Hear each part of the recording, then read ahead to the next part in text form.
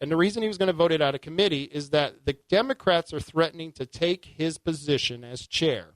And they did that for Betsy Johnson a couple of years back, and they have the authority to do that. And then they'll put a toady in there, and that toady will just vote whatever the Democrats want, and the bill will be taken out of committee. However, here's the thing. If Arnie Roeblen was truly earnest about defending our Second Amendment rights, then he should go ahead and take a stand and try to kill that bill in committee and let the Democrats try to remove him as chair. Now, that's what a person who really wants to stand up for your rights would do. But, of course, Arnie isn't really one of those people. I mean, he gives it a lot of lip service, but the fact is, and he just, he's a politician. He's a leftist politician, and he wants to take your guns because they have to implement their leftist socialist ideological platform that they want to oppose on the rest of us.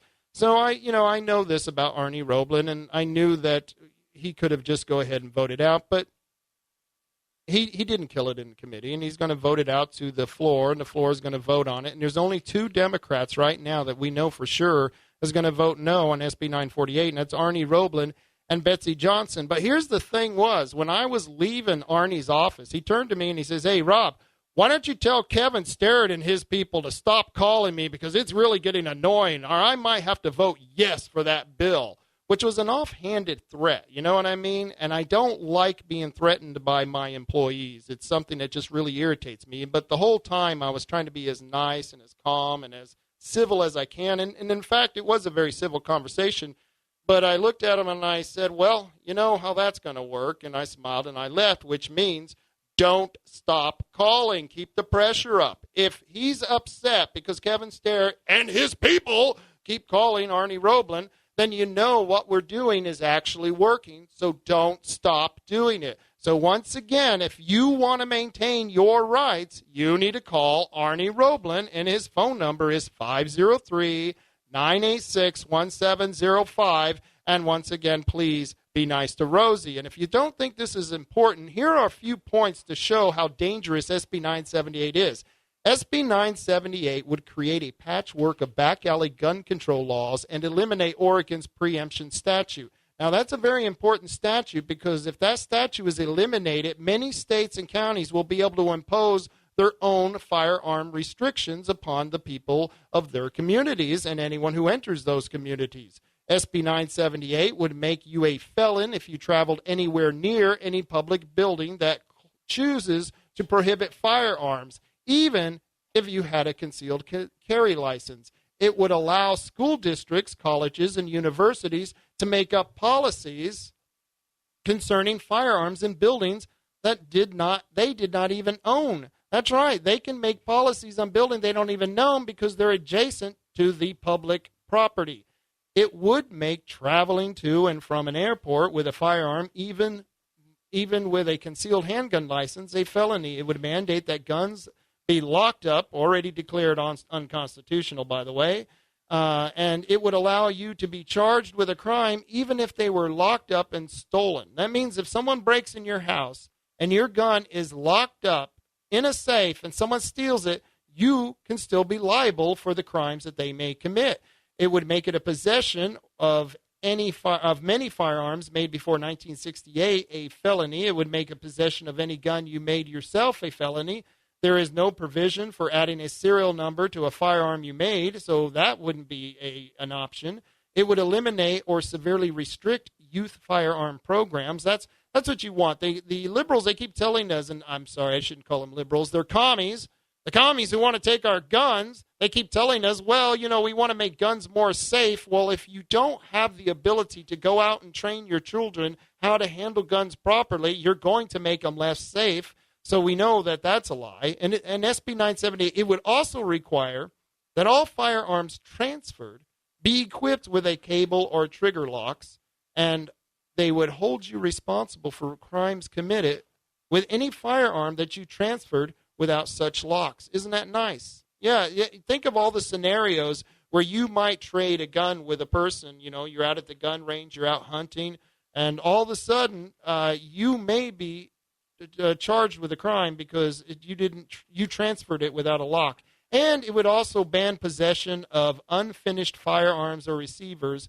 That's a very big hobby right now. A lot of people are making their own weapons and their own firearms, and for good reason. And these are so poorly defined that the term could basically mean anything. So if you're concerned about that, once again, it's your senator who's holding this bill in the committee, and he can kill it. Arnie Roebland, 503-986-1705. Please give him a call and let him know what you think about this. And with that, folks, we're going to a break.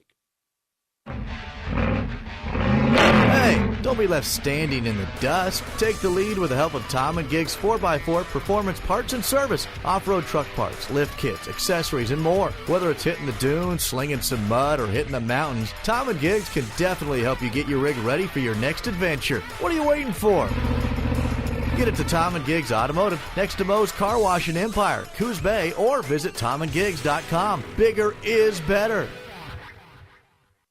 All right, ladies and gentlemen, Genucel right now is having their 50% off limited time sale. It's their half-price clearance sale. And if you order Genucel to get rid of bags and puffiness under your eyes, you'll also get Chamonix's brand new Platinum Tan Enhancing Body Lotion. That's a free gift. Perfect hydration, tan, and protection to rejuvenate, hydrate, maintain that bright summer glow with a lotion unlike anything you can buy in any store. So sit back, relax, enjoy the beach with the best-looking skin possible and no bags or puffiness under your eyes. They're gone. Everybody I know that's tried Genucel from Chamonix loves it, swears by it. Linda, Lauren, and so many others. Call now, 800-SKIN-509, 800-SKIN-509, guaranteed to work in 12 hours. Your money back, guaranteed, no risk to you. You'll also get the Platinum Tan Enhancing Body Lotion free while supplies last. And if you call now, shipping is free. It's 800-SKIN-509. It's the half-price summer clearance sale at Genucel.com. 1-800-SKIN-509 from our friends at Chamonix and Genucel. Investments and securities involve the risk of loss. Ken Fisher, founder and executive chairman of Fisher Investments. We don't sell annuities. We'll never sell annuities.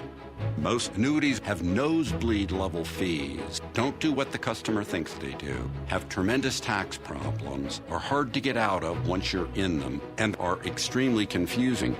Don't let the sound of guaranteed income lead you to financial headache. Call now for your free report, Annuity Insights, and find out why legendary money manager Ken Fisher hates annuities. Call 1-800-770-3377 and see what you might be getting into. Anything you want to do with annuities, there's a better way to do.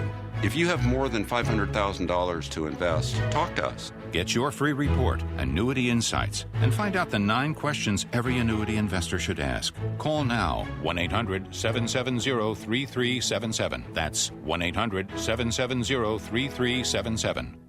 There's a common assumption about identity theft. A lot of people believe it's just credit card fraud, but credit card fraud isn't the only form of identity theft. And if you're just protecting your identity by monitoring your credit and checking your bank statements, well, you could miss some forms of identity theft. Like, for example, your information being for sale on the dark web. That means somebody getting an online payday loan in your name, or even someone draining your 401k.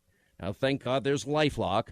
Now, they use proprietary technology to detect and alert you to a wide range of identity threats. You have a problem, one of their U.S.-based restoration specialists will work to fix it. Now, we can't prevent all identity theft, monitor every transaction, but with LifeLock.com, you can see more than you'd see by just monitoring your credit. Join now. You get a 10% discount just by visiting LifeLock.com/Hannity, or just call 1-800-LifeLock. Use the promo code Hannity. LifeLock.com/Hannity and save 10%.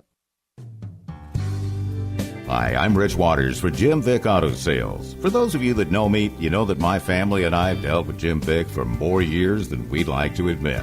I've always known Jim as a look you in the eye and deal on a handshake kind of guy.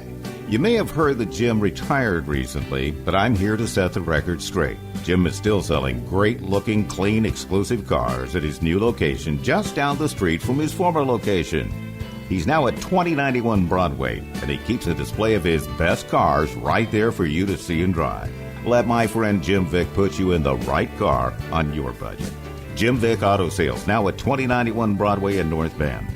Jim will work with you all the way to make sure you have the car and the deal you want. As Jim Vick himself would say, wait a minute. Here he is to say it himself. Remember, if I can't save you money, I don't deserve your business. Jim Vick Auto Sales.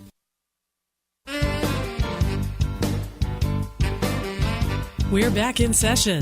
It's the Rob Taylor Report. And here he is, Rob Taylor.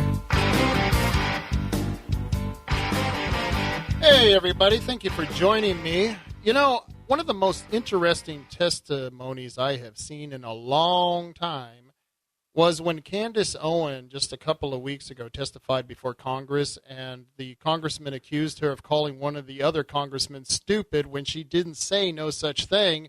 And her reply to the congressman who accused her of saying something she didn't say, because she never called the other congressman stupid, she said nothing of the sense. And if you listen to the testimony, and you'd have to go back and see the video to do that, it was absolutely incredible. But the thing was, this video that they had put out on YouTube had gotten more hits from people than any other hit for that channel. And it was a huge...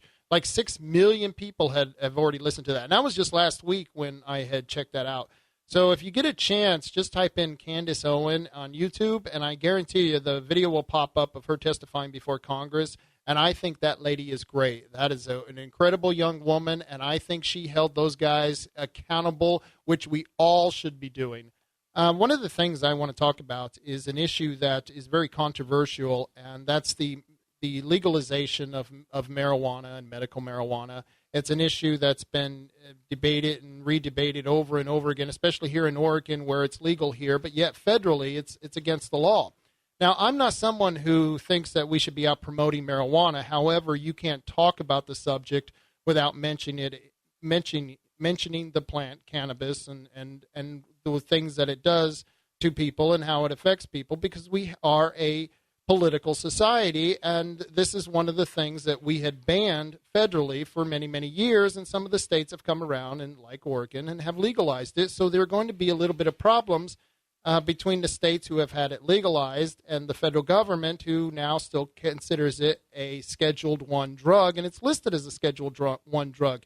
And this is where I think a lot of conservative Republicans have missed the boat.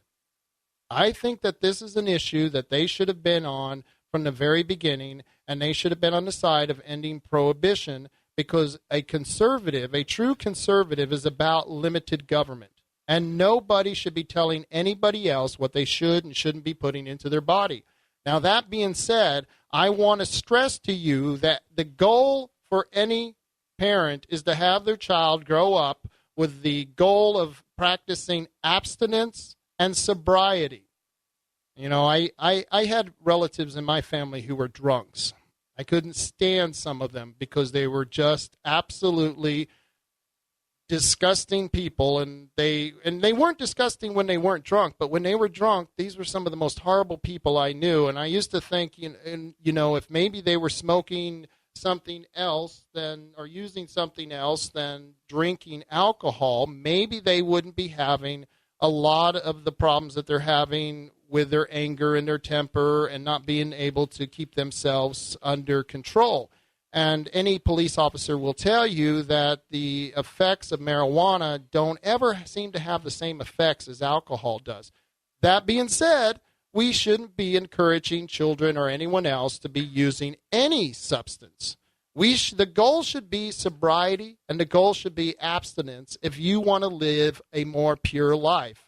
Now, I'm not a socialist conservative, or a social conservative, I should say, but a socialist conservative is what I call them many times, is because they, once again, want to impose their moralistic, puritanical beliefs on society, and I'm one of those who believes that you just cannot legislate morality. You just can't do it, and people are going to use things that they shouldn't be using, and it's something that we have to be able to talk about. Well, I thought that this was interesting on a federal level. A conservative GOP congressman is going to introduce a bill that would let medical marijuana patients possess guns. Representative Alex Mooney, who's a Republican, a very conservative Republican from Wyoming, has filed a bill aimed at protecting the gun rights of medical marijuana patients. The Second Amendment Protection Act, and I thought that was interesting. He called it the Second Amendment Protection Act, where we have a Second Amendment Preservation Ordinance here in Coos County. But they have a Second Amendment Protection Act that he's introduced, would grant an exemption from the federal law that says people cannot purchase firearms if they are unlawful users or addicted to any controlled substance for state legal medical marijuana patients. The legislation would amend federal law so that people using cannabis for medical purposes who comply with state policies would no longer be disqualified when applying to purchase a gun. The law currently states that firearms cannot be sold to a person if they are an unlawful user or addicted to any controlled substance.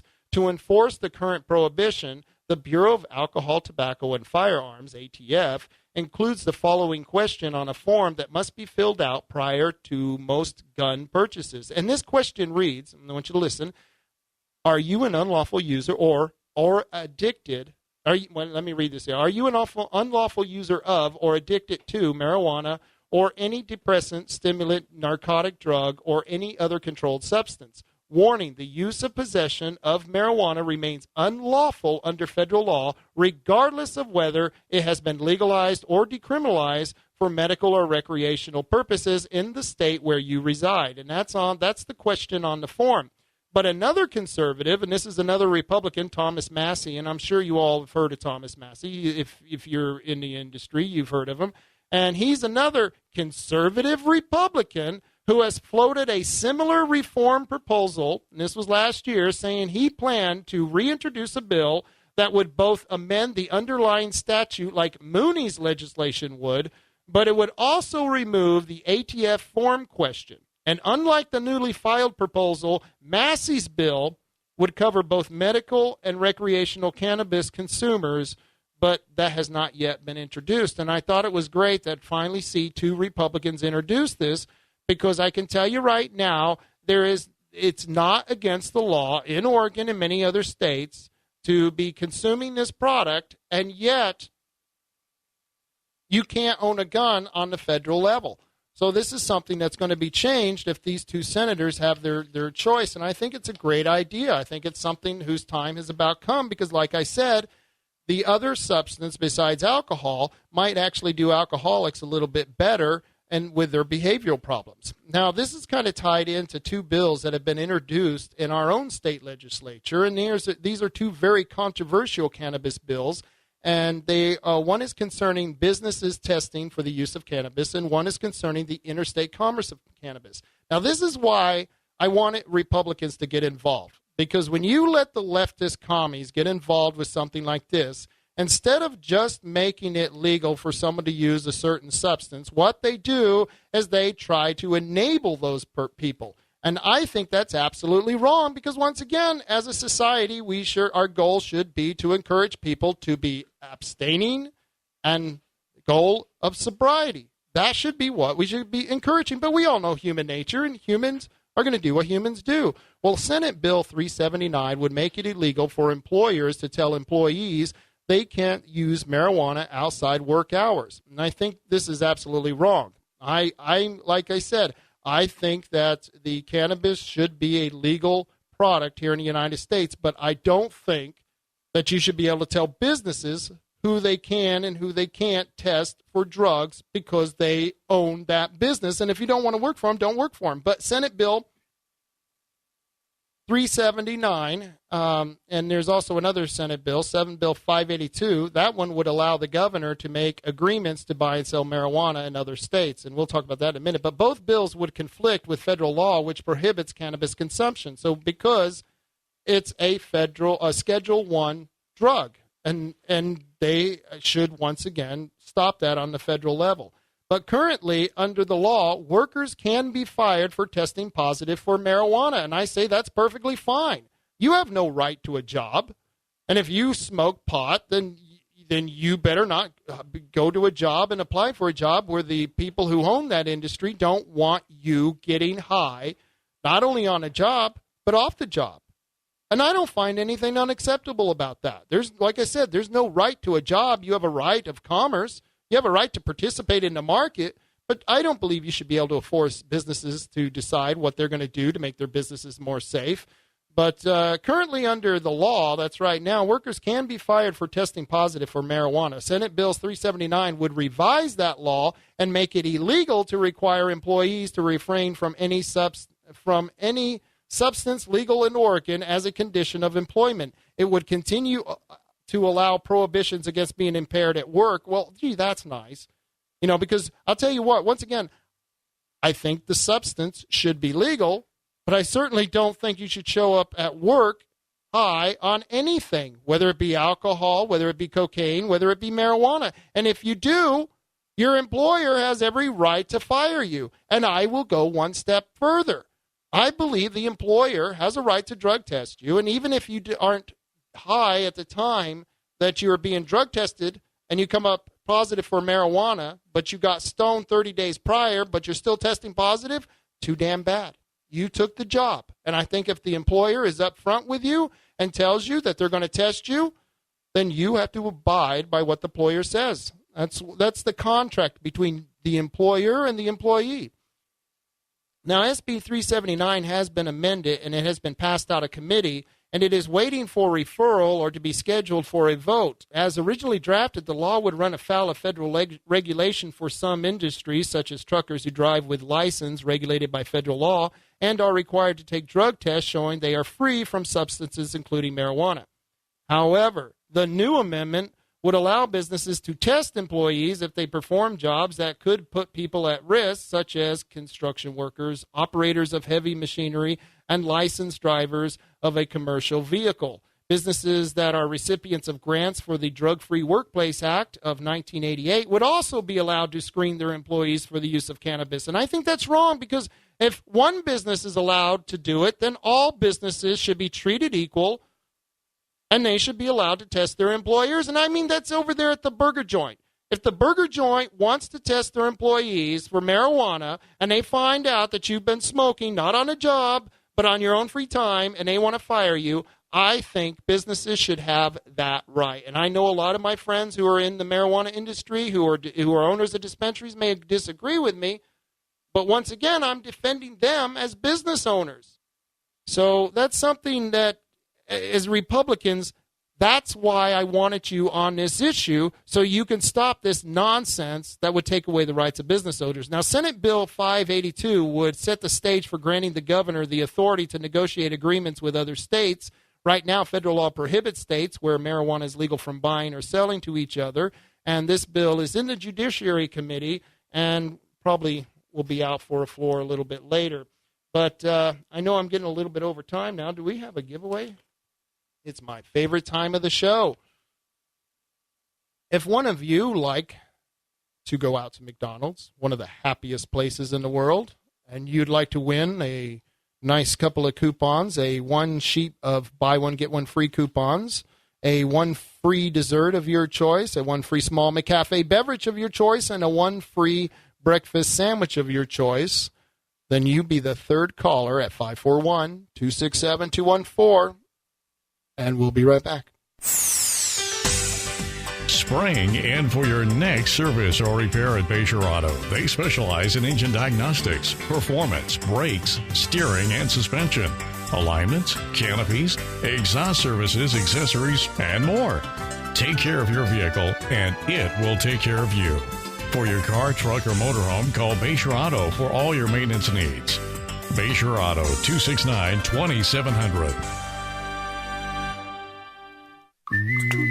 There's no reason to guess. The verdict is in, and the solid winner continues to be Herbal Choices. I think everyone knows why Herbal Choices is the leader. You and I see Herbal Choices the same way, like a part of our family. They know me when I come in, and they're always happy to show me all that's new, including Jim Belushi's new harvest. Hi, Jim Belushi here. My Belushi Farms private vault is exclusively here, Southern Oregon coast at Herbal Choices.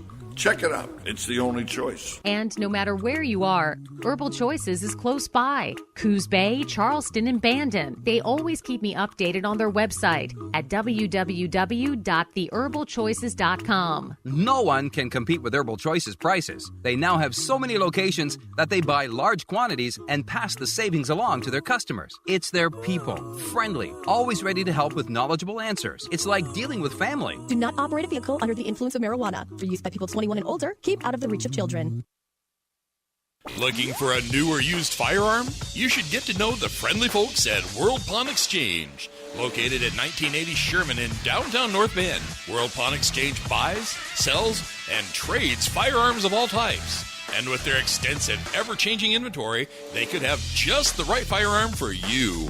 If they don't have that gun that you want in stock, they'll be more than happy to special order it for you. World Pawn Exchange in downtown North Bend, where you'll find more than you can possibly imagine.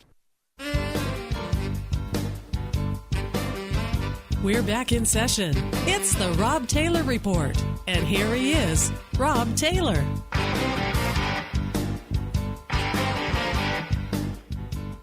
Hey, everybody. Thank you for joining me. I was just talking about some of the legislation that's been going on, not only here in Oregon, but at the federal level. And they are, too, once again, trying to, take more of our money, take more of our freedom, and all those things that we are working against.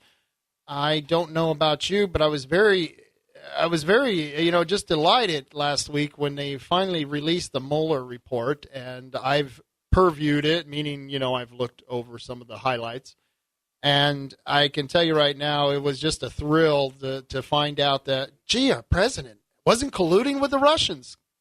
I wonder who would have known that. Well, I tell you who knew that. Most of us knew that, who voted for the man or supported the man, who's been supporting him since he's been president.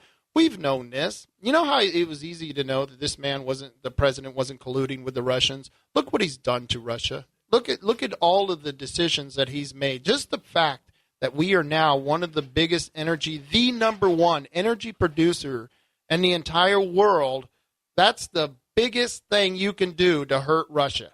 They're in that market, and they're competing too, and their economy is in a slump, and the only thing that they have going for them is they have a lot of oil out there, and they've just agreed to pump a lot of that over to Germany, and they have a lot of other agreements, but we now are the number one producers of fuel, which means that the people who are competing in the market, they're getting stomped by our American energy companies, which is great. That's good news. But that means, or it should show you, that if the president was really wanting to help the Russians, he would just go back to the Obama policies on energy.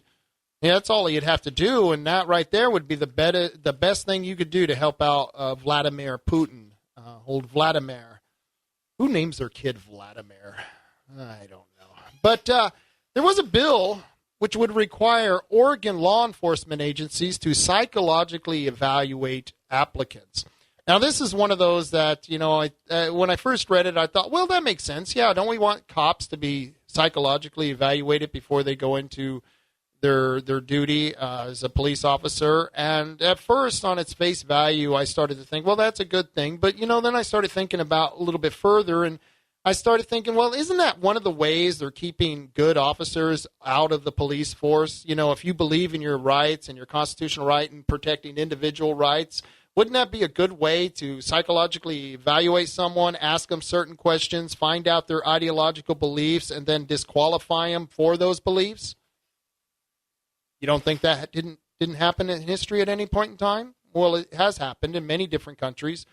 You can go from Argentina to under the German Nazis. You can go back to communism in Russia. All of them have used the psychiatric industry to be able to go after their political enemies. And so many of us believe that they're doing this here in our country. It's one of the ways they're going to try to take away our guns. In fact, it's one of the reasons that in our Second Amendment sanctuary ordinance, it makes sure that county government and any law enforcement that works for the county cannot take away a gun from someone who's been been into court and has been determined as mentally ill, as long as they're not violent, as long as they're not a felon who's been used a gun as a felon, or they've used a gun in the commission of a crime.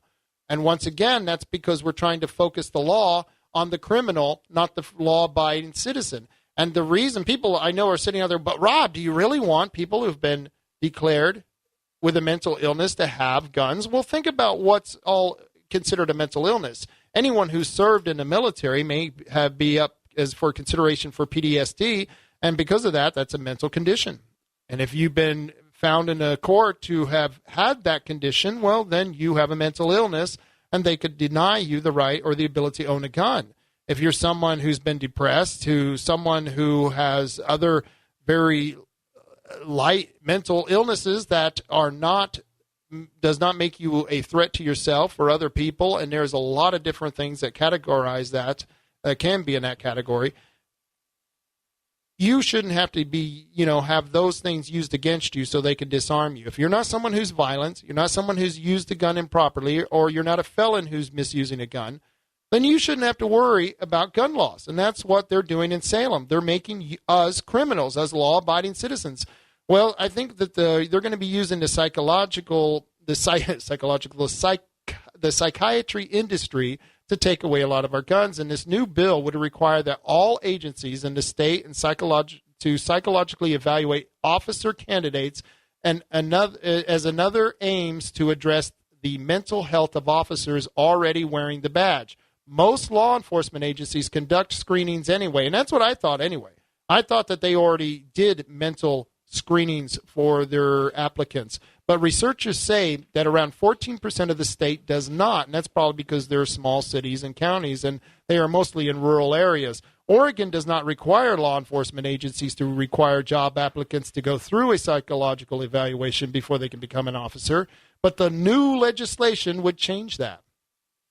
A recent study found nationwide more officers died by suicide in 2017 than died in the line of duty, 140 compared to 129.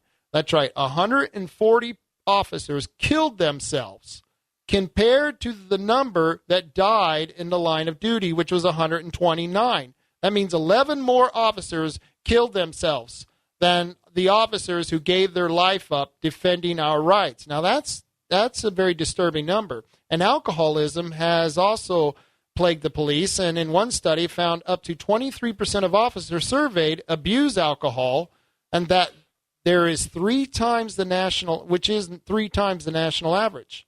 To help fight the problem, State Senator Lou Frederick, a Democrat from Portland, is there any other kind of representative from Portland other than a Democrat, is co-sponsoring 2 bills. One measure, Senate Bill 423, would require all law officer agencies in Oregon to test job applicants or to force job applicants to go through a psychological evaluation before they can become an officer, and require the State Department of Public Safety Standards and Training to create standards for those evaluations.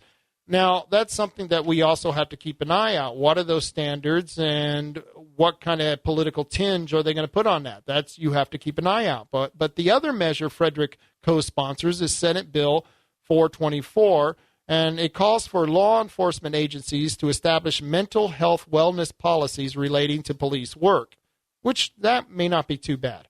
Both bills would require agencies to pay for the evaluations and policies themselves. Now, that's what ticks me off. They're going to put another unfunded mandate upon all the legal agencies that are out here in the rural area, and we are going to be forced to do this when, they might be able to just hire a guy who's been active in the community all his life, has never shown any mental disorder or proclivity to hurt anyone or be angry, and they should be able to hire this guy as a police officer, especially if, you're like a cop in Bandon. But they're going to impose more and more regulations on these small-town officers. So hopefully we can get that dead in committee. Let's see, how much time do we got here before I go any further? Okay, yeah, we've got a little bit of time. I want to tell you about, let's see here, what story did I have? My papers are sticking. I hate when my papers stick. The opt-out for the historical preservation designation in Coos Bay. Folks, if you're living around the Coos Bay and you don't want to be put under a preservation designation by for the National Registry of Historic Places, which means more rules, more regulations, then you need to contact the CoosConcernedPropertyOwners.com, because you only have until May 10th to opt out of that designation. So please get in touch with the CoosConcernedPropertyOwners.com so you can opt out by May 10th and not have to face more regulation. And with that, we'll be right back.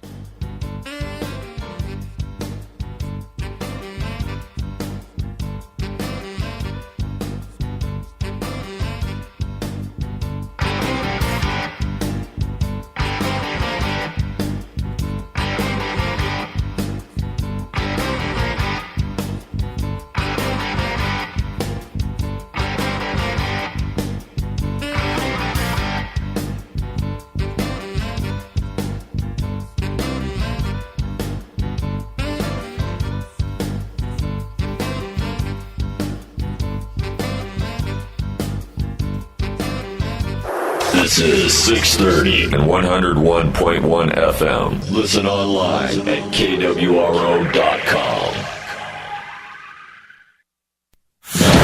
The Russia and save 10%.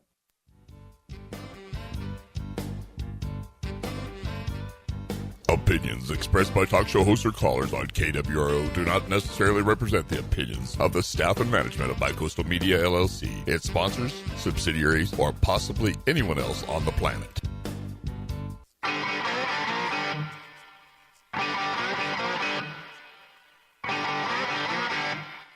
From high atop the historical hall building in beautiful downtown Coos Bay, it's the Rob Taylor Report. So strap yourself in.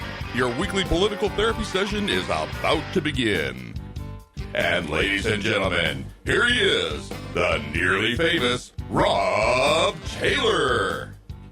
Hey, everybody. Thank you for joining me again. And if you notice, we've got the intro running for a second hour. Well, that's just how we do things around here. It was such a good intro, we did it twice. It was so nice. We've been dealing with the Second Amendment Sanctuary Ordinance in several different counties right now. In Harney County, the commissioners are deciding whether to put it on the ballot or not.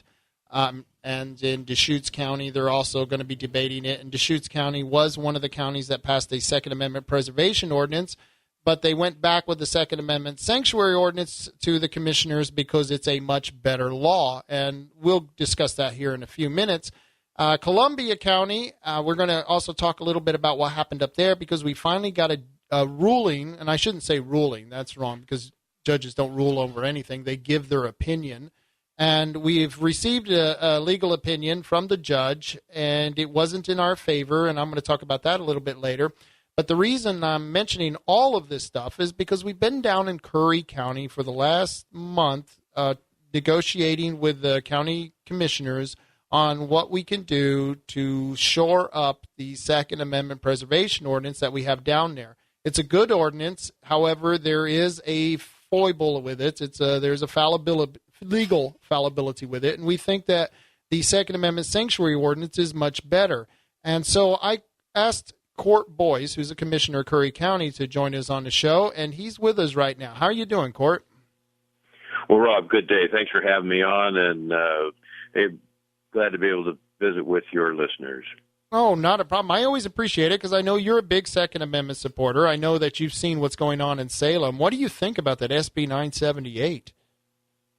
Well, it's someone called it a felony factory the other day, and I'll tell you a quick story. My grandfather was commissioner in Curry County in the late 30s through the 40s, and when the Japanese bombed Pearl Harbor, December of 1941, he and the other two commissioners and the sheriff, the four of them together, took 12-hour shifts, one at each end of the Rogue River Bridge with their deer rifles. And just in case the Japanese were to send a sub into the Rogue River Bay during that time, they're defending their citizens in their county and their property. And so he had a .32 Winchester Special that I have to this day. That gun may be illegal after and if without amendments on Senate Bill 978. So it is full of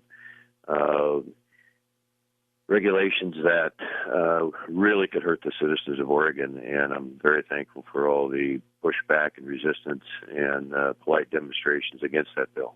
And yeah, it's something that I can tell you right now. When I went up there to speak to the representatives up there, they've said they were overwhelmed with the amount of response that they've received on SB 978. And the only other bill was that bill that would force children to get vaccinations to go to public school. And I guess that one broke a record, but ours came in second with SB 978. So we must be doing a good job, I suppose. Rob, thank you very much for spending that time and helping other folks to get up there. And again, just the common sense approach to it's the legal owners, it's the law abiding, it's the peacekeepers in our neighborhood, and I just really wanted to say thanks for getting there and fighting the good fight, the good cause. Well, you're welcome, and everyone else out there is welcome. But I'll tell you, you have to do this for yourself, because I'll tell you what, it's hard to get that encouragement up to go up there and do all this stuff. You really have to be. It's something that I don't think people would do if it didn't affect them personally. And because, like it's going to affect you personally, it's going to affect me, it's going to affect most of my friends and most of the people I know. And so that's why I think we're having such an overwhelming response up there. One of the things that we've been working with your county, because your county has a Second Amendment preservation ordinance, but yours is a little bit different. It was unique. And I remember working with David Brock Smith, who's now a representative, and I didn't even get to see him while I was up in Salem. I did get to see everyone else. And so we had worked on one where it gives the ability to the county commissioners to decide whether a law violates your Second Amendment rights. And the problem that we saw with that was the same thing with the one in the other counties, is that it gave the sheriffs the right to make those same determinations. And our lawyer said that that's going to be problematic down the road. And that's why we started talking about the Second Amendment sanctuary ordinance. You're familiar with that bill? You've read it. You mean the Second Amendment sanctuary ordinance, haven't you? Certainly, correct. Right. And so you're familiar with the difference in it, and you've read the one from Josephine County, and I know you had some concerns about the version that we submitted, and it's a little bit different from the one in Josephine County. And I was wondering if you could maybe explain some of the concerns that you might have with the one that we submitted compared to the one from Josephine County, and why you like the idea of doing the one from Josephine County. Well, just following the commissioners there, I know all three of them very well, and I know the district attorney, the county council in Joe County, and he has a tremendous background, reputation. He was a Rocky War veteran. He was a state representative, I think, for 3 terms. Rob, in, 2006 through 12, something like that. But, right. He has really done some due diligence and serious homework there. I think that had the commissioners in Josephine County, for any reason, not approved that ordinance and put it before the voters, I have no question in my mind that it would have passed the Joe County citizenry and through solid acceptance. So the pushback we're getting in Curry County is basically, Curry County is conservative as it has been almost faithfully and consistently over the years. It's turning a little bit bluer these days, and so there's some misinformation out there. There are some concerns by other public officials that it may not pass, and I don't think our current board would have the courage right now to put that on their own vote, which they could do, as did the Josephine County commissioners. So the next step above our SAPO ordinance might be to really take a serious look at the Joe County ordinance, and it's pretty simple to duplicate. It's not copyrighted, and I'm sure we would have their blessing to do it word for word. And I think, I'm not saying that is the best direction for all Oregon counties, but I wonder, at least at this time, that might be the best approach, Rob. Well, I think you may be right, and I will get into that in just a minute, why things have changed, and it goes back to what we just did through the court case in Columbia County.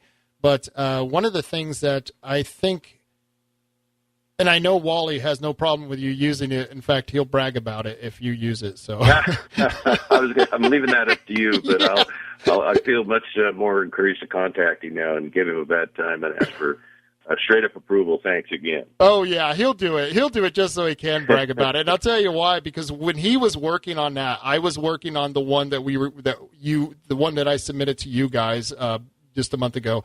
And that was the one that we had our attorney, Tyler Smith, who's very well known in the Republican circles. He went ahead and did that for us, and it was just slightly different. And we knew that we may have a challenge in some of the counties. But Wally, knowing what he knows, he left out the things that triggered us to be rejected in Columbia County. Now, I'm going to read you the judge's opinion from Columbia County, and this is the judge's opinion. The court finds the clerk was correct in rejecting the proposed initiative, which is the subject of this proceedings, for failing to include the full text of the proposed law. The proposed initiative measure attempts to nullify any state or federal laws that would in any way restrict the possession or use of firearms or related accessories or ammunition. The proposed initiative identifies 9 explicit prohibitions, but then notes that this is not a complete list, that other undefined restrictions or prohibitions that may be imposed by the state or federal government shall be null, void, or of no effect in Columbia County. The voter cannot determine beyond the listed categories what other state or federal restrictions may be nullified by this initiative measure. It is this ambiguity that the court finds to violate the constitutional requirement. Now, that ambiguity that this judge is talking about is completely eliminated in the Josephine County Second Amendment Sanctuary Ordinance that they passed, and that's why we're going to have to take it out of the version that I gave you, and that's those 9 exceptions that it has in there. And that's one of the big major differences between ours and Josephine County. Well, good work again. And if you are comfortable with that, I'm going to be looking at within our board just suggesting that we pass the duplicate of the Josephine County ordinance and go that route and maybe avoid the entire process going to the citizens. That's as I said in an email recently, that's the beauty of representative government. People trust us. That's why they put us there. I'm not saying I will do that, but I want to take a serious look at that, Rob. And it still gets back to the basics. When you look at the oppressive nature of Senate Bill 978, then I spent some time with the U.S. Attorney about a little over a week ago, and arguably he's the top crime fighter in Oregon. And I won't drop names here, but he's got an incredible attitude. And basically, it was relating to the marijuana growing issue, the black market growers that we have throughout Oregon that's taking over the legal growers. Uh-huh. One quote he used that I can quote is the Oregon Health Authority, through the medical marijuana use, the OLCC, the recreational use, and the Oregon State Police are doing an incredible job. However, they're underfunded, and they're just scratching the surface. There is a black market growing aspect in Oregon, and it is serious, and they all carry guns. That's the point I want to make to our citizens, Rob. They carry guns.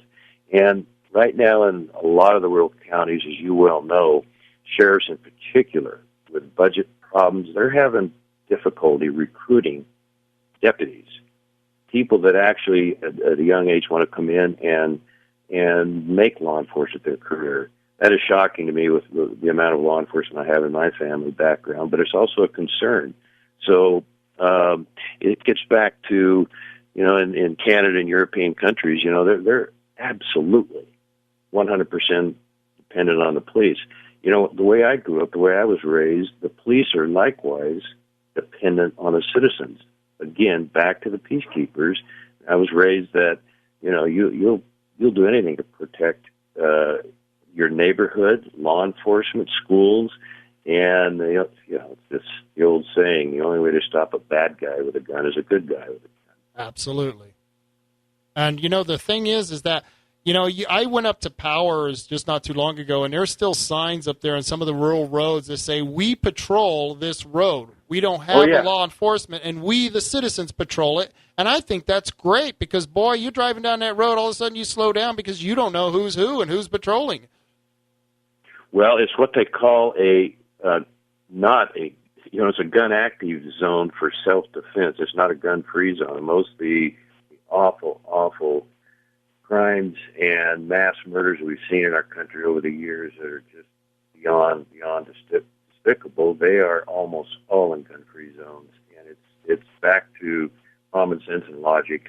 What, the criminals are going to have the guns, for goodness sakes. They're going to completely ignore, and the illegal firearm owners and law-abiding citizens, they will ultimately pay the price. Right. And I completely agree with you on that. And I think that when getting back to this, and by the way, the reason that I had court on the radio is so that I can notify my listeners that we are going to be having a work session in Gold Beach, and this is happening Wednesday at 6 o'clock at the county courthouse, the annex, I believe it is. And that's going to be happening 6 o'clock this Wednesday, April 24th.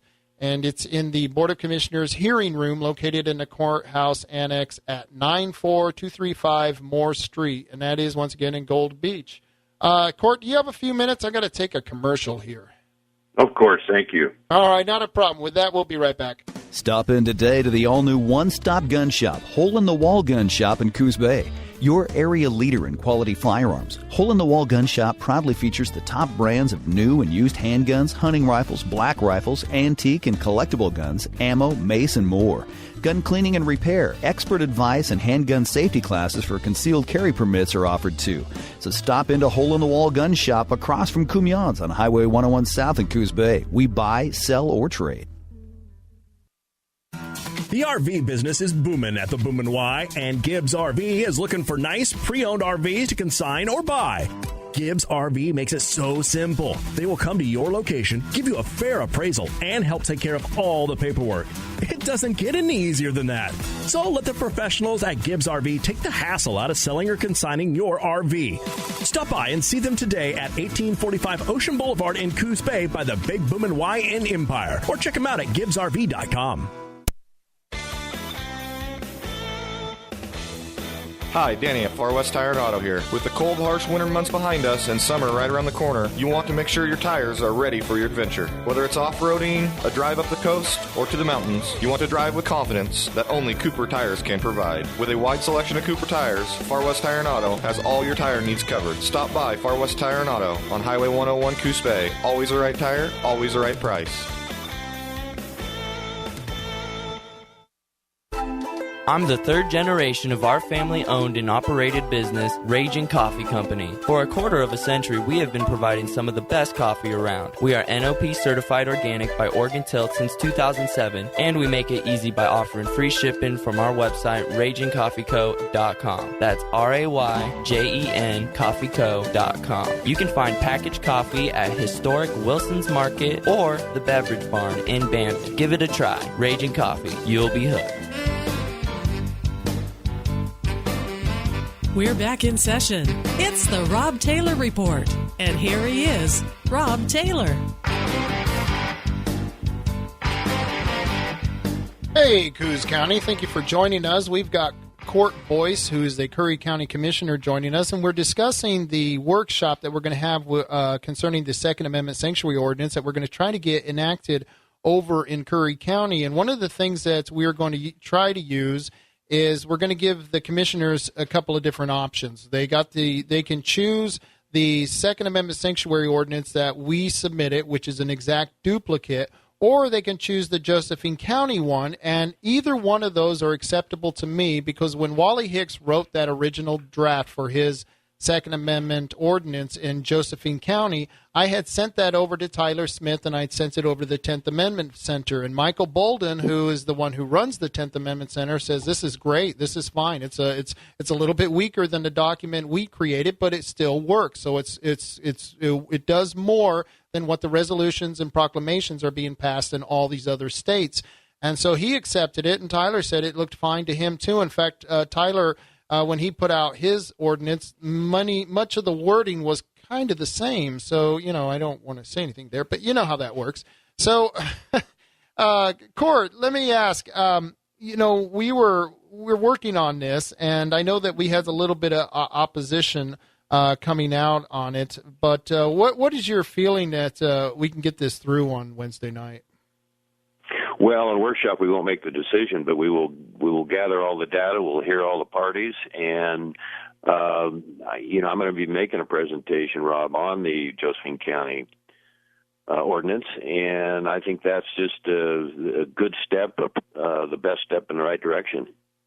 Great, and I want to thank you so much for doing this for us, because we're going to be going around the state for the next year probably, because we've got campaign Sasso 2020 is what we're calling it, and we're going to be going out and having a lot of events across the state, and especially on the east side, where we intend to duplicate the success we had with the Second Amendment Preservation Ordinance.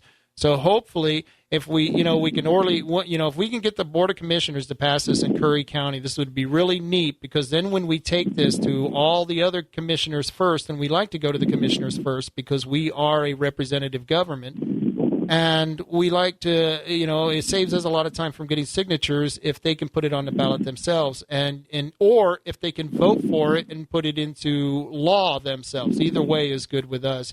So I'm glad you're taking this time. Is there anything else you would like to tell the people of Coos County and your constituents? No, this is actually a chance, I think, Rob, to bring a lot of people together. If there's some folks that are on the fence there, this is part of the public awareness. You heard me mention the U.S. Attorney. We talked a little bit about Senate Bill 978. There are things that are happening within our state, even in rural areas, that put a little more pressure on us as public officials to understand where the risks are. And it's just a different time we live. And so with that responsibility, you take a Joe County program with the absolute amount of extensive work that went into that.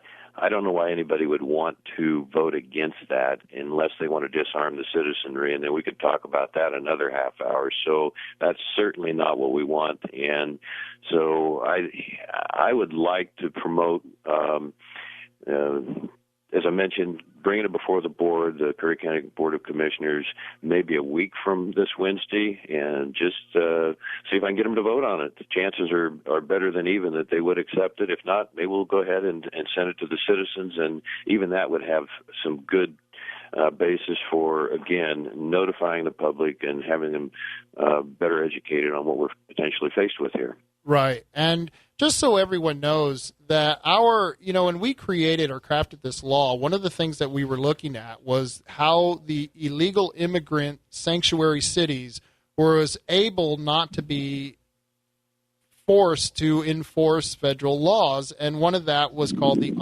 anti-commandeering principle, which is in the Second Amendment Sanctuary Ordinance. And one of the things that I find interesting is if you read the state's sanctuary state law, the wording in the law is almost very similar to the wording in our Second Amendment Sanctuary Ordinance. However, I always tell people who get mad and say, well, we don't want to defend sanctuary cities and stuff for illegal aliens. I say, you're right. And the difference is that these people are trying to protect an illegal act that's a crime, where our law is trying to protect a right that's been designated in the Constitution of the United States. And that's where I wanted to explain to everyone who, think, when we argue for this and then we tell them the similarity, we're not arguing for sanctuary cities for illegal immigrants. And I know you can see the difference in that, right? Certainly. Well, very well said. And again, thank you for all your work. And hopefully I've got something very good. Well, it sounds like we will look forward to seeing you on Wednesday, and hopefully we'll have some good news for you and all of Oregon shortly thereafter. Let's get the counties on board. All right, I agree with you. And thank you for joining us, Court. We'll have you back on soon sometime, because it's getting to be fire season. You know how that goes. Oh, and I'll be glad to do that. And for the people listening, Firewise your home. Cut the grass and brush and tree limbs that you don't need. Here we go. We're going to have an easier fire season this year, Rob. Thanks again. I hope so. Thank you, Court. I appreciate that. All right, everyone. I want to go on now with a another story that's coming out of Coos County, and this is something that I've been wanting to announce for a long time. Coos County sues the Department of Interior. That's right. Coos County is suing the Department of Interior. Effectively, immediately, Coos County is entering into litigation against the U.S. Department of Interior, acting by and through the Bureau of Land of Management and the Secretary of Interior. It's currently the Secretary of Interior is David Bernhardt. The Board of Commissioners, that's our Board of Commissioners here in Coos County, voted today, that was last week, in favor of seeking a federal judgment requiring, in part, that the Department of Interior to meet its statutory duties under the 1939 Coos Bay Wagon Road Act. That was the 1939 Act. For many years, the Department of Interior has failed to convene a committee designed by the 1939 Act to fairly appraise Coos Bay Wagon Road lands. Convening this committee every 10 years is an unconditional requirement of the 1939 Act. The Department of Interior's failure has wrought tangible harm and forced the county to make difficult financial decisions. That's right. They're keeping the county commissioners from giving themselves a raise. But the county views this lawsuit as a last resort after years of efforts to bring Department of Interior into compliance. While this litigation continues, Coos County will not provide further comments. All we are asking is that the federal government to do is to comply with their own law. And that was a quote by our commissioner, Bob Main. And he also goes on to say, since we have been asking them for over 6 years, we have no other choice than to believe they aren't listening.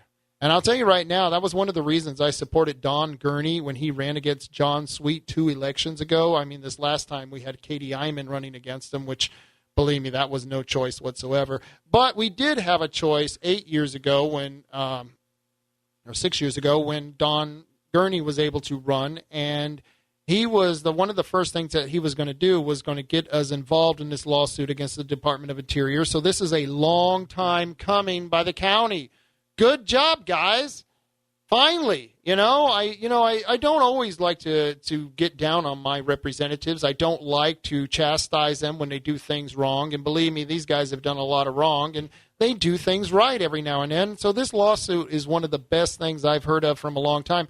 And the thing is that hopefully they convene this commission, and the commission starts to make sure and work on getting this separated from the ONC lands. I don't know if you know that the Oregon and California railroad lands, those are sometimes they're conflated with the Coos Bay Wagon Road land. And that's, it's something that we need to get straight here, because our county is losing money because we could be up there cutting those trees. And that would be a great thing for our county. And hopefully they'll allow us to manage it without the threat of lawsuits from environmentalists like Katie Iman.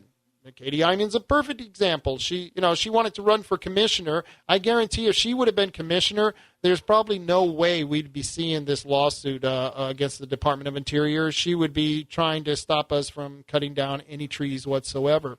There was another press release from the county, Coos County Assessor's Office. They're going to be sending out appraisers, which will be conducting on-site inspections throughout the entire county throughout September. Now, this is important because I don't want you people yelling and screaming because all of a sudden a county appraiser shows up at your office. You need to know about this. They will be documenting new structures added and old structures removed during the past year in order to maintain an accurate real property inventory. Appraisers will be driving vehicles clearly marked with the Coos County Assessor's logo and wearing a fluorescent yellow-green safety vest with a Coos County Assessor's logo on the front of the vest with the word Assessor. Oh, boy, we can make a lot of fun with that. But they're going to have Assessor on the rear of their vests. Assessor, yes, on the rear of the vest. In most cases, appraisers will not need to enter the structure, but will note the changes observable from the street and driveway. In some cases, our staff will need to enter your building to conduct inspection. If your property has new structures added and old structures removed during the past year, or you desire advance notice of our inspection, please call them at the Coos County office, and you can get that off of the county's website. And with that, I think we're going to go to a commercial. For 20 years, the Oregon Firearms Federation has been Oregon's only no-compromise voice for gun rights. While other organizations who claim to speak for gun owners made deals to bargain away your liberty and property, Office stood face-to-face with the gun grabbers in Salem to protect your rights. But there's never been a more dangerous time to be a gun owner in Oregon, and we need your help. To become part of the fight for Second Amendment rights and to sign up for free legislative alerts, please visit our website at OregonFirearms.org. That's OregonFirearms.org. All right, ladies and gentlemen, Genucel right now is having their 50% off limited time sale. It's their half-price clearance sale. And if you order Genucel to get rid of bags and puffiness under your eyes, you'll also get Chamonix's brand new Platinum Tan Enhancing Body Lotion. That's a free gift. Perfect hydration, tan, and protection to rejuvenate, hydrate, maintain that bright summer glow with a lotion unlike anything you can buy in any store. So sit back, relax, enjoy the beach with the best-looking skin possible and no bags or puffiness under your eyes. They're gone. Everybody I know that's tried Genucel from Chamonix loves it, swears by it. Linda, Lauren, and so many others. Call now, 800-SKIN-509, 800-SKIN-509, guaranteed to work in 12 hours. Your money back, guaranteed, no risk to you. You'll also get the Platinum Tan Enhancing Body Lotion free while supplies last. And if you call now, shipping is free. It's 800-SKIN-509. It's the half-price summer clearance sale at Genucel.com. 1-800-SKIN-509 from our friends at Chamonix and Genucel. Investments and securities involve the risk of loss. Ken Fisher, founder and executive chairman of Fisher Investments. We don't sell annuities. We'll never sell annuities. Most annuities have nosebleed level fees, don't do what the customer thinks they do, have tremendous tax problems, are hard to get out of once you're in them, and are extremely confusing. Don't let the sound of guaranteed income lead you to financial headache. Call now for your free report, Annuity Insights, and find out why legendary money manager Ken Fisher hates annuities. Call 1-800-770-3377 and see what you might be getting into. Anything you want to do with annuities, there's a better way to do. If you have more than $500,000 to invest, talk to us. Get your free report, Annuity Insights, and find out the 9 questions every annuity investor should ask. Call now, 1-800-770-3377. That's 1-800-770-3377. There's a common assumption about identity theft. A lot of people believe it's just credit card fraud, but credit card fraud isn't the only form of identity theft. And if you're just protecting your identity by monitoring your credit and checking your bank statements, well, you could miss some forms of identity theft. Like, for example, your information being for sale on the dark web. That means somebody getting an online payday loan in your name, or even someone draining your 401k. Now, thank God there's LifeLock.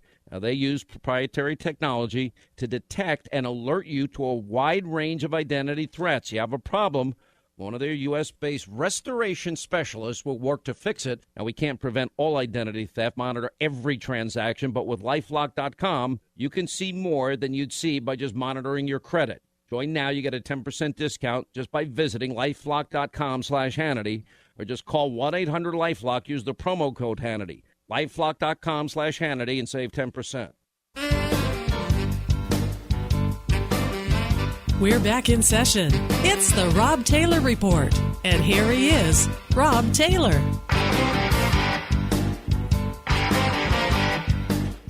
Hey, everybody. Thank you for joining me. We just had Court Boyce, who was the Curry County Commissioner, joining us. And with us right now is Tim from Tom and Gigs. Hey, Tim, how you doing? Hey, doing great, man. Good show, man, as Thank usual. You. Thank you. Getting good people on there. That's awesome. But anyway, I haven't been able to listen to it all, but we got a lot of good people down here too. Austin been doing all the lighting and wiring and installing all kinds of different undercar stuff, shocks and bumpers and alignments. He's a do-it-all guy. He's really great. We're blessed to have him. Josh behind the counter is trying to take care of everybody in a timely fashion. It gets pretty wild sometimes behind the counter, but we slowly get you called back, hopefully, and I apologize for anybody we haven't, but boy, it gets overwhelming sometimes. You can't write it down in your head. You got to put it on paper, man, because you won't remember. But yeah, it's like they all come in at once. For that 1 month you were running slow and didn't have anybody. All of a sudden they're coming in now because it's warm and sunny and they want to get out on the road. Oh man, I feel like we're the southern border or something. We're just being overwhelmed. Well, well, you might have a problem then. With the homeless thing, I don't know what's going on there, man. I feel bad for people, but they start destroying my property. That's when I put it into it. Yeah, I tell you my what. My charity goes away real quick, I don't see these things going in other towns like Gold Beach and that sort of thing. There's none of that junk going on. No. Well, who's getting paid what in this town? Yeah. Follow the money. Follow the money, baby. And I noticed they kind of shove them into one area. They seem to end up in that one area, and we all know I don't want to, cast a shadow on that one part of the city that you live in, but it seems like somehow. I do. I call it Tweaker Triangle. I said we got a 7-Eleven, we got Section 8 housing, we got a laundromat. What more do they need? Right. And the Neighbor Center, the Devereaux Center. So, hey, it's all good. Give them an Obama phone, and what else do they need? I'm telling you. But we get lots of good people in here, though. Appreciate everybody coming out to the sunshine corner of the bay, as we call it. But anyway, man, you need a price on a brake job. You just want to get your rig completely checked out. We do a super thorough, complete, basically check of the whole underneath, under the hood, all that stuff. We got a nice paper that everything we check, and we detail what is kind of what needs to be done and what maybe not to be done. You got worn out brakes or shocks that's leaking. Those are more serious than say maybe a little hole in the pipe. It depends on what the safety factor is and what you need to deal with first. But at least you have a good evaluation of your vehicle. And really, honestly, you should do it almost every year. And then you really don't have these major things happen all at once. You catch it before it causes a problem, or you're on the road, you don't know who you're dealing with, whoever your mechanic is or shop you go to. You're going to someone you have no clue who it is, and you're stuck, and plus you're on vacation, and there goes your days on vacation. So if it's like mine, my vacations are far and few between, so I don't want trouble. So get your rig checked out. It's a good idea. But, yeah, if you need, WeatherTech floor mats, you need a muffler on your truck, you want to make it sound a little better, nice intake kit, steps, electronic or otherwise, tonneau covers, all the different stuff for towing and four-wheel drives, and come down and check our light stuff out. We've got a lot of cool stuff with lights. We stock stuff. A lot of stuff we don't have to order. If it is, it's overnight, boom, we got it, but we've got stuff on display. You can feel it, touch it, see how it works. And, of course, the RC thing is a crazy thing, so come and check out some new toys for the summer for the kids or whatever you got going, and give us a call down here at the shop, 135 South Shoreman in Coos Bay. And the phone number is 541-888-4660. And where's your quote? That's it. Yeah, well, I don't know if I was going to do it, but I will do it. Here it says, when I'm out of politics, I'm going to run a business. It'll be called Rent-A-Spine. Oh, there you go. Actually, that's all Margaret Thatcher thing. But we need to start holding these people accountable, man. Oh, absolutely. And you're part of that. So it's keeping people aware, getting people more aware. Just remember, if it has a D in front of it, you don't vote for those people. No kidding. Discard that. You just go where the R's are. Just don't worry about all the crazy people. They're going to be in Salem pretty soon anyway. We'll give them a bus ticket out of town. So anyway, I appreciate being on, man. You're a good man, and everybody keep calling in, and we'll talk to you later. All right. Well, thank you. I appreciate it. And, I always appreciate talking to Tim over there. And if you, like he said, you need to get your vehicle checked out, Tom and Gigs, right over there at Empire. And it's nice because it's right behind the car wash. So you can, kill two birds with one stone. It was funny. He was talking about the homeless people out there. I had on a couple of weeks ago the gentleman who is from, what's this group again? He was on just a couple of weeks ago from, it was Adam, and I'm not going to pronounce his last name, but he's Opened the Books was the website that he does and the group that he sponsors. And they just did a study on, mapping all the cases of human waste on the street in the city of San Francisco. And they have mapped out 118,000 cases of human waste on the street. San Francisco hosts an estimated homeless population of 7,500 people. Affluent sections of the city have become dangerous with open-air drug use, tens of thousands of discarded needles, and sadly, human feces. Since 2011, there has been at least 100,018,352 reported instances of human fecal matter on the city streets. Boy, that must be fun to do business there. I bet the streets of San Francisco are smelling real good. You know, and remember the old show, The Streets of San Francisco? I'd like to see Carl Malden running through the streets with his badge and all of a sudden stepping into a big old pile of human feces. Yeah, you never saw that in the streets of San Francisco. We need to go back to when, old Carl Malden was still in charge down there at the Golden Gate. So we got a caller on the line. We got a caller from North Bend. Are you with me? Hello, Jim. Jim, are you there? Okay, well, I don't think Jim is there. That's all right. Maybe he'll get back to us, or, that just happens.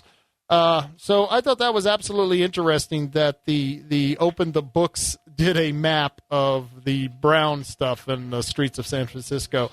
Always good material to have that kind of stuff going on. There was something else that I thought was kind of interesting. Have you heard about the synthetic alcohol that gets you drunk without the hangover? Yeah, this is coming in about 5 years, scientists have said. And Professor David Nutt, yep, that's right, that's his name, Professor David Nutt, and his colleagues have been creating Alkosynth for years. It targets parts of the brain that make consumers feel tipsy, but not nauseous. Isn't that nice? The team also said it would not be toxic to the liver like alcohol. Experts believe younger generation who tend to drink less will think that this is a hit. Oh, great. So they're targeting the younger generation. Well, that's always good with their Alkosynth, And so not only are we going to see changes coming up throughout the next couple of decades, you're going to see things like synthetic alcohol. Now that marijuana is legal, you're going to see that starting to change how people are, dealing with those types of issues. And so I think this is good that they can make alcohol that doesn't give you all the bad stuff to it. But that might be a downside. That might actually make people more alcoholics. If you don't have any of the consequences, then why not, just deal with it. But, at this time, you want to do a giveaway first? No? Oh, actually we do. Yeah. That's the time of the show when we do a giveaway. One of my favorite places on earth is Lucky Star at the bottom of the hill on Newmark and 101. Everyone should know where this is. It's a long-term restaurant down here in Coos County. And if you want the house special, the barbecue pork, sweet and sour pork, fried shrimp, spring roll, pork fried rice, and pork chow mein, all you have to do is be the third caller at 541-267-2124. And with that, we'll be right back. Looking for a new or used firearm? You should get to know the friendly folks at World Pawn Exchange. Located at 1980 Sherman in downtown North Bend, World Pawn Exchange buys, sells, and trades firearms of all types. And with their extensive, ever-changing inventory, they could have just the right firearm for you. If they don't have that gun that you want in stock, they'll be more than happy to special order it for you. World Pawn Exchange in downtown North Bend, where you'll find more than you can possibly imagine. This here's Milo. And Lyle. For Bayshore Auto. Your one-stop auto store. Lyle, did you know Bayshore Auto is AAA approved? Yep. And did you know that they're ASE certified? Yep, I did. And did you know that they got high-quality auto value parts? Everybody knows that, Milo. You think? Yep, don't take no genius spot a giraffe in a buffalo herd. Bayshore Auto on Highway 101 at 1887 North Bayshore Drive. They stand real tall. Yep. The clear leader. Herbal Choices. Join the Herbal Choices happy family for best selection. 100 strains, always fresh. Unlike stores that always have the same old products, there's always something new at Herbal Choices. 100 strains and growing. And check Jim Belushi's new harvest. Just in again and better than ever at Herbal Choices. Coos Bay, Charleston, and Bandon. And online at theherbalchoices.com. Hey, Jim Belushi here. Herbal Choices on the southern Oregon coast is where you can find my new harvest. Belushi's Private Vault. Check it out. And reasons are clear. With 100 strains, Herbal Choices sells so much product that everything is always fresh. And there seems to be something new every time I see my Herbal Choices happy family. All our friends agree. The clear winner is Herbal Choices. The only choice. Check it out. It's the only choice. Do not operate a vehicle under the influence of marijuana. For use by people 21 and older, keep out of the reach of children.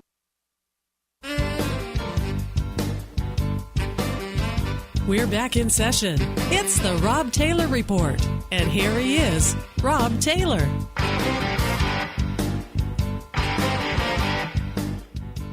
Hey, everybody. I want to thank you for joining us out there in Coos County. I want to thank David, who empowers. You're the lucky winner of that great meal. And I can tell you what, you better bring a friend if you're going to go and eat dinner that night, because it's a lot of food that you're going to – I can guarantee you're going to probably be taking some of it home, but that's a good thing.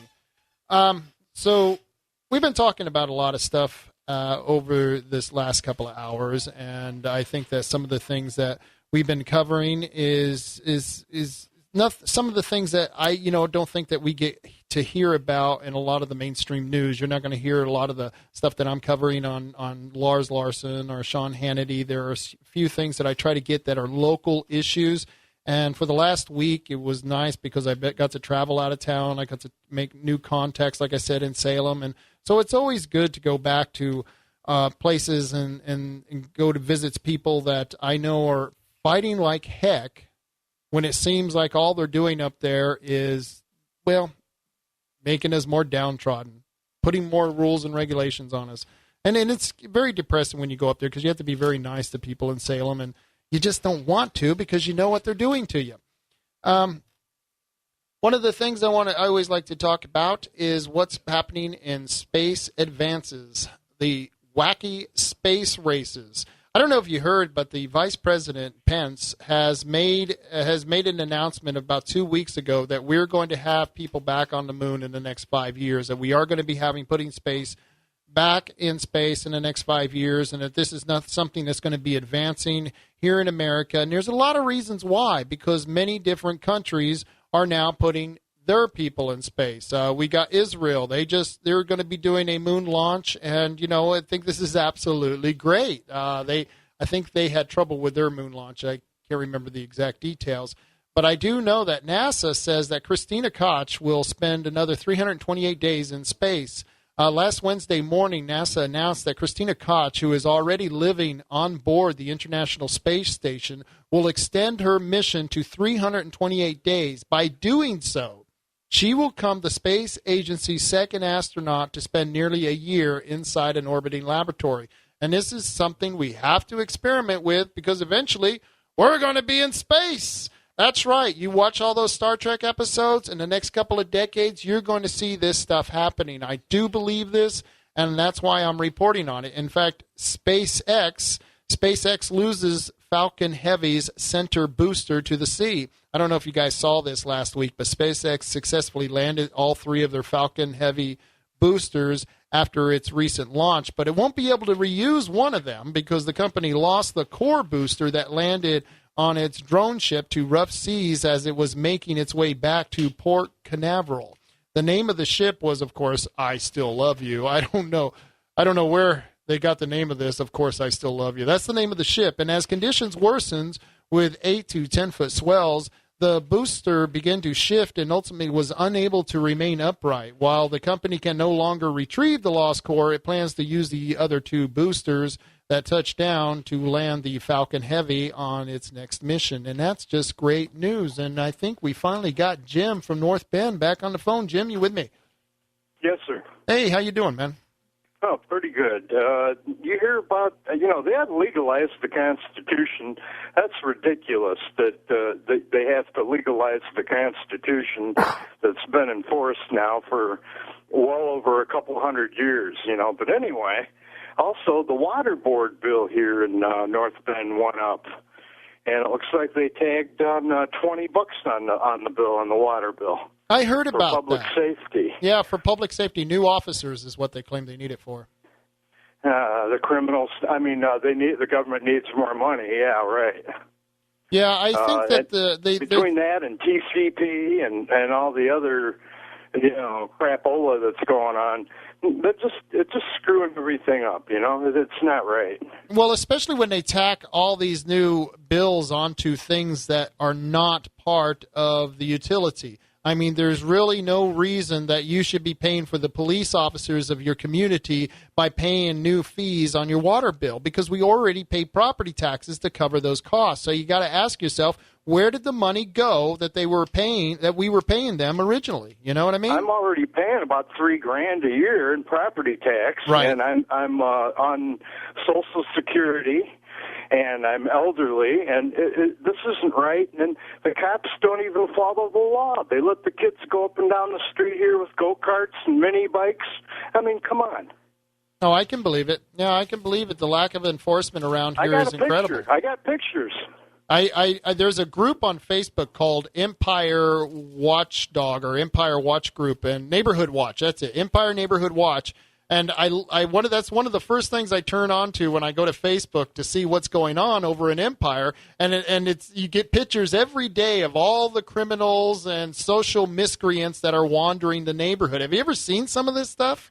I haven't been to the website, but I was down in Empire, and some homeless guy was pushing a button for the crosswalk by the 7-Eleven and holding traffic up, and he kept holding the button. People were yelling, "Dude, if you want to walk across the street, walk, but stop holding the button." And the guy, it's crazy.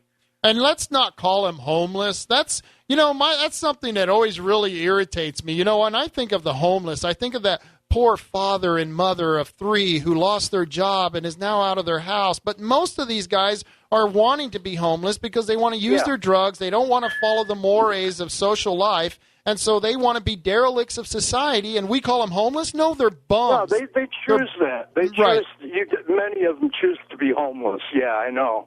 I've spoken with a few of them, and many of them have mental problems and drug issues.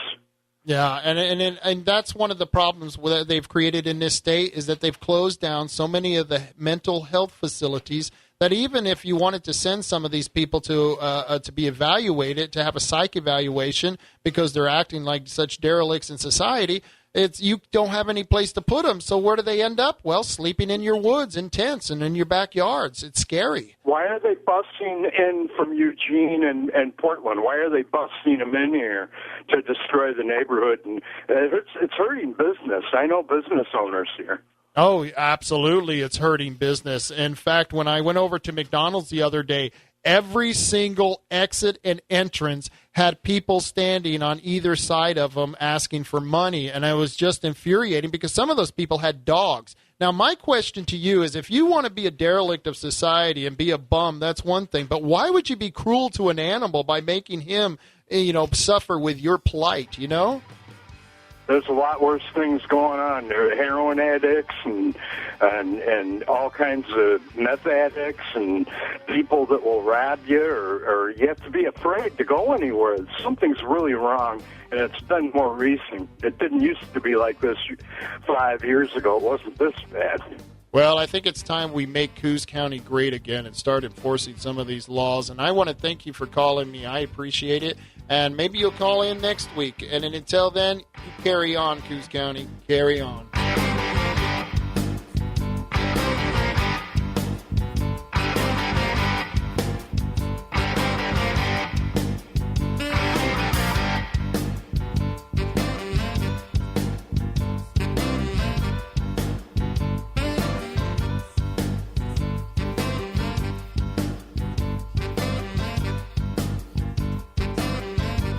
This is